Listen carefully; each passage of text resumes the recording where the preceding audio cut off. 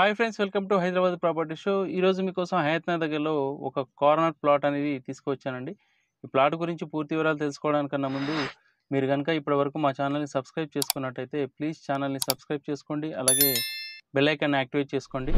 మీరు bell icon activate చేసుకున్నట్టయితే మీ వీడియోలు అప్లోడ్ చేయగానే మీకు నోటిఫికేషన్ వస్తుందండి. ఆ విధంగా మీరు మా వీడియోస్ను మొదటగా చూడొచ్చు.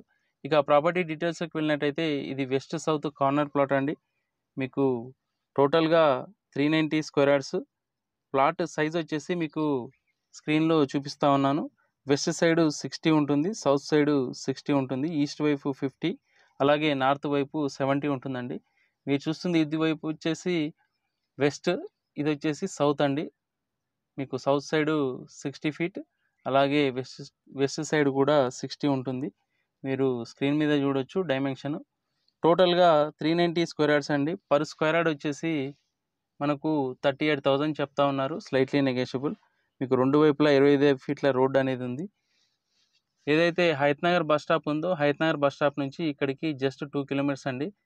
అలాగే హయత్ నగర్ నుంచి కుంట్లూరు వెళ్ళే 100 ఫీట్ రోడ్డు 1 కిలోమీటర్ డిస్టెన్స్లో ఉంటుంది ఈ ప్లాట్కి. చుట్టుపక్కల ఇండ్లు అనేవి అవుతూ ఉన్నాయండి. మీరు వెంటనే ఇల్లు కట్టుకోవచ్చు.